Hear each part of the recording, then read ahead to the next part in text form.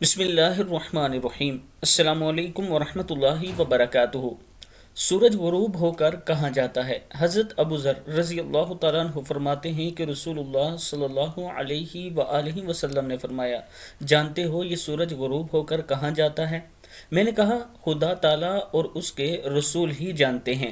آپ صلی اللہ علیہ وآلہ وسلم نے فرمایا، وہ عرش تلے جا کر خدا تعالیٰ کو سجدہ کرتا ہے، پھر طلوع ہونے کی اجازت طلب کرتا ہے تو اس کو اجازت دی جاتی ہے، اور قریب ہے کہ سورج سجدہ کرے اور قبول نہ کیا جائے، اجازت طلب کرے اور اجازت نہ دی جائے، اور سورج سے کہا جائے کہ جہاں سے آیا ہے وہاں سے لوٹ جا، پس آفتاب مغرب کی طرف سے طلوع ہوگا۔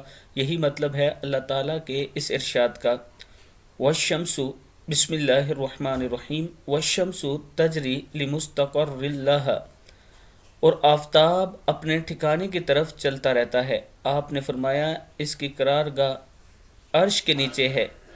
بخاری شریف کی حدیث ہے۔ اور جس دن سورج الٹا لوٹے گا، یعنی جس طرف سے گیا اسی طرف سے لوٹے گا، پھر قیامت بھی اسی دن آئے گی۔ السلام علیکم ورحمۃ اللہ وبرکاتہ۔